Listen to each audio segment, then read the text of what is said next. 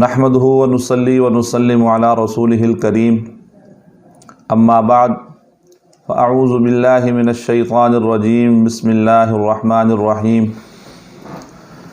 وَأَقِيمُوا الصَّلَاةَ وَآتُوا الزَّكَاةَ وَارْكَعُوا مَعَ الرَّاكِعِينَ صدق اللہ العظیم۔ سامعین محترم، آج کی اس ویڈیو میں ہم زکوٰۃ سے متعلق احکامات کو دیکھیں گے۔ زکوٰۃ اسلام کے 5 بنیادی ارکان میں سے ایک رکن ہے۔ اللہ تبارک و تعالی نے قرآن پاک کے اندر بارہا نماز کے ساتھ زکوٰۃ کو ذکر فرمایا۔ وَأَقِيمُوا الصَّلَاةَ وَآتُوا الزَّكَاةَ وَارْكَعُوا مَعَ الرَّاكِعِينَ، نماز قائم کرو اور زکوٰۃ ادا کرو۔ زکوٰۃ کا معنی کیا ہے؟ اس کا مطلب کیا ہے؟ زکوٰۃ کے شریعت کے اندر کئی سارے معانی آتے ہیں۔ زکوٰۃ کا ایک معنی نمو یعنی بڑھوتری بھی ہے، اور اسی طرح زکوٰۃ کا لغت کے اندر ایک معنی آتا ہے پاک کرنا یا پاکی۔ اب زکوٰۃ کے اندر یہ دونوں معنی ہی پائے جاتے ہیں۔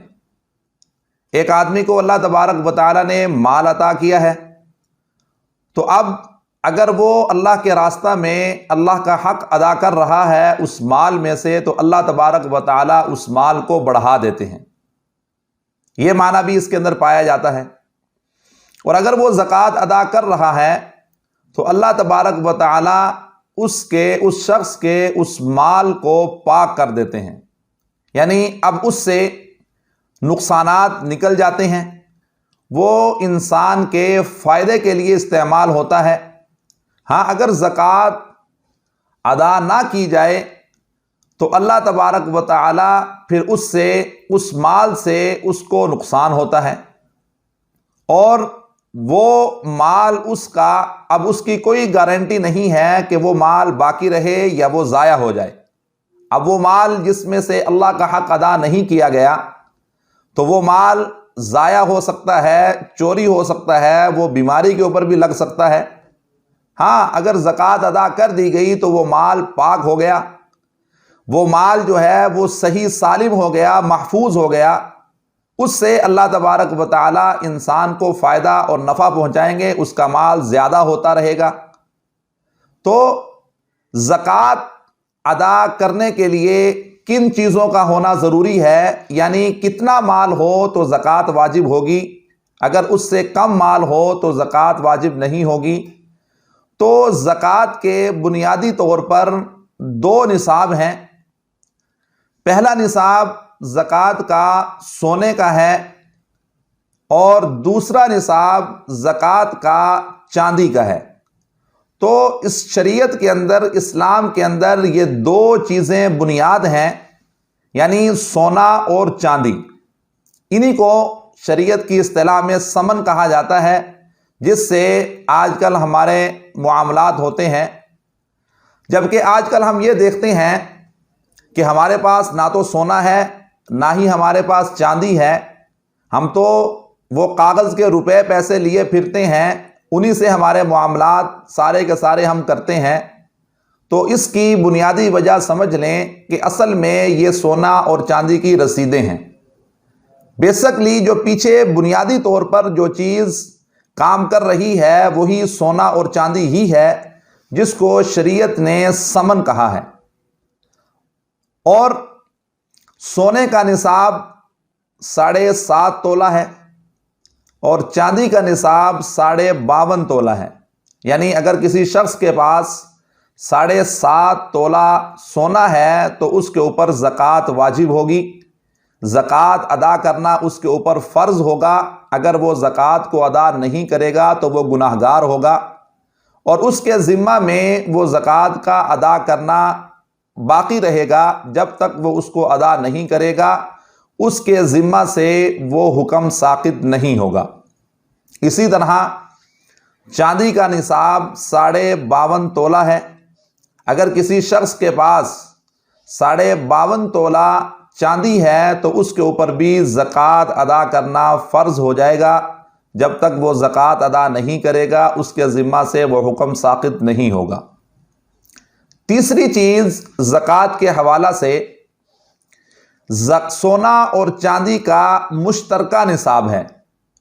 یعنی ایک آدمی ایسا ہے کہ جس کے پاس 7.5 تولہ سونا نہیں ہے، یا اس کے پاس 52.5 تولہ چاندی نہیں ہے، جبکہ اس کے پاس تھوڑا سا سونا ہے اور تھوڑی سی چاندی ہے۔ اگر دونوں کو ملایا جائے تو وہ دونوں میں سے کسی ایک کے نصاب کو پہنچ جاتا ہے۔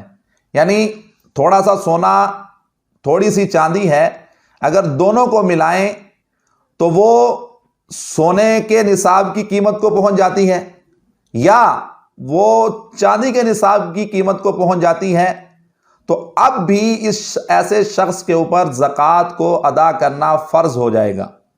یعنی سونا اور چاندی کو ملائیں اور ان کی قیمت لگائی جائے تو دیکھا جائے گا کہ اس کی قیمت کتنی بنتی ہے۔ اگر تو وہ سونے کے نصاب کو پہنچ گئی، یعنی 7.5 تولہ سونا کی قیمت اگر ہم لگائیں، مثال کے طور پر سونے کا جو 1 تولہ ہے اس کی قیمت 1 لاکھ روپیہ بنتی ہے۔ اب 7.5 تولے سونا اگر ہو تو 7.5 لاکھ بن جائے گا، اور چاندی کی قیمت اگر 1000 روپے فی تولہ ہے تو 52.5 تولہ چاندی کی قیمت 52,500 بنے گی۔ اب اس شخص کے پاس سونا اور چاندی دونوں موجود ہیں، اب دونوں کو ہم نے ملایا، ان کی قیمت ہم نے لگائی تو وہ اس کی قیمت 7.5 لاکھ تک پہنچ گئی، یا دونوں میں سے دونوں کو ہم نے ملایا تو اس کی قیمت 52,500 کو پہنچ گئی۔ تو دونوں صورتوں میں اس شخص کے اوپر زکوٰۃ کو ادا کرنا فرض ہو جائے گا، اور اس کے اوپر زکوٰۃ کو ادا کرنا واجب ہو جائے گا۔ عام طور پر آج کل کے دور کے اندر اگر دیکھا جائے، اگر کسی شخص کے پاس 7.5 تولہ سونا نہیں ہے بلکہ 1 تولہ یا 2 تولہ سونا ہے تو اس کے اوپر بھی زکوٰۃ فرض ہے۔ اس کی وجہ یہ ہے کہ اس کی قیمت، جیسا کہ میں نے پہلے عرض کیا کہ بنیادی طور پر 2 نصاب ہیں، ایک سونے کا اور ایک چاندی کا۔ اگر سونا تھوڑا ہے اور اس کی قیمت 1 تولہ سونا ہے یا 2 تولے سونا ہے، اور اس کی قیمت جو ہے وہ 52.5 تولہ چاندی کی قیمت کے برابر ہو جاتی ہے، تو اب بھی زکوٰۃ ادا کرنا واجب ہو جائے گا، زکوٰۃ ادا کرنا فرض ہوگا، اور ایسے شخص کے اوپر اس کی زکوٰۃ دینا فرض ہوگا۔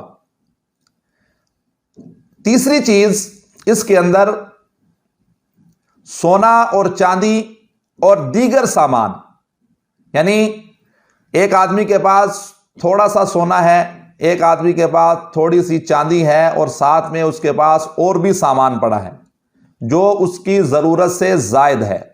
یعنی اب کچھ سامان تجارت اس کے پاس موجود ہیں، اور اس کے بعد اس کے پاس ضرورت سے زائد اس نے کوئی پلاٹ خریدا ہوا ہے جو تجارت کے لیے ہے، تو اس کی مالیت کا بھی ہم حساب لگائیں گے۔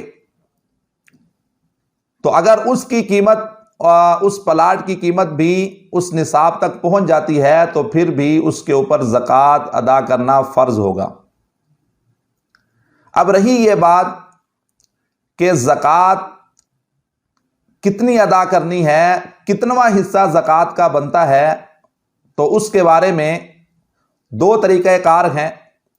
پہلا طریقہ تو یہ ہے کہ اگر آپ کے پاس مال ہے، سونا ہے یا چاندی ہے، تو ہم اس کی قیمت لگائیں گے کہ اس کی کتنی قیمت بنتی ہے، جتنی اس کی مالیت بنے اس کے 40 حصے کر لیے جائیں، تو جو 40واں حصہ ہوگا وہ زکوٰۃ ہوگا۔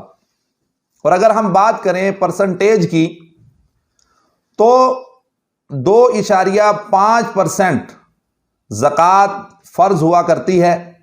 اب جتنا بھی آپ کے پاس مال ہے تو یہ مال اس کی قیمت لگائی جائے گی، اور قیمت اگر نصاب کو پہنچ جاتی ہے، یعنی نصاب میں نے بیان کر دیا کہ 7.5 تولہ سونا یا 52.5 تولہ چاندی، ان میں سے اگر کسی کی قیمت کو وہ پہنچ جاتی ہے تو اب زکوٰۃ ادا کرنا فرض ہو جائے گا۔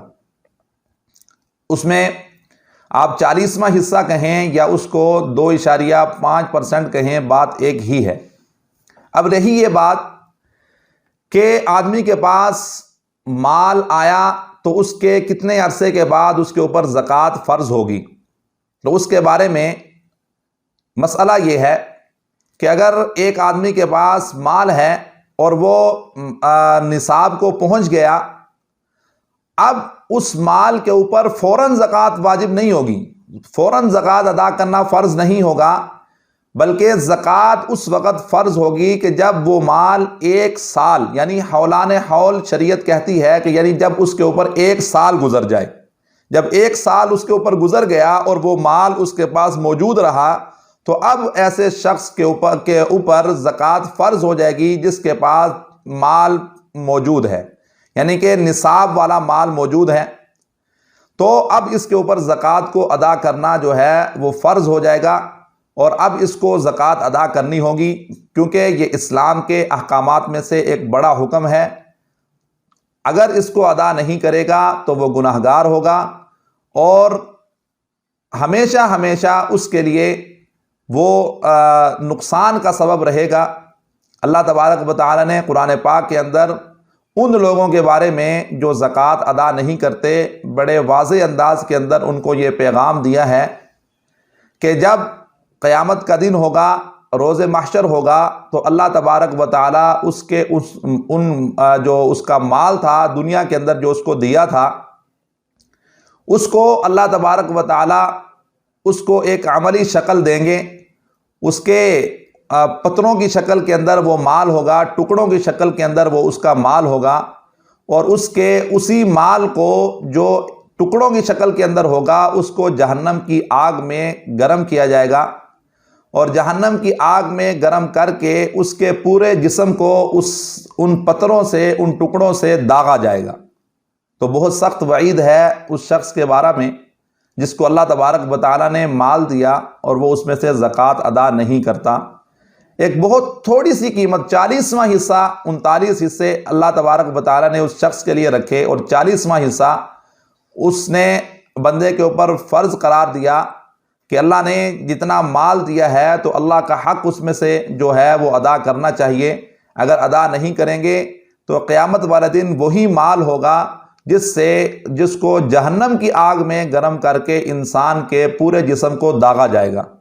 تو اللہ تبارک و تعالیٰ سے دعا ہے کہ اللہ تبارک و تعالیٰ ہمیں اسلام کے احکامات پر عمل کرنے کی توفیق عطا فرمائے۔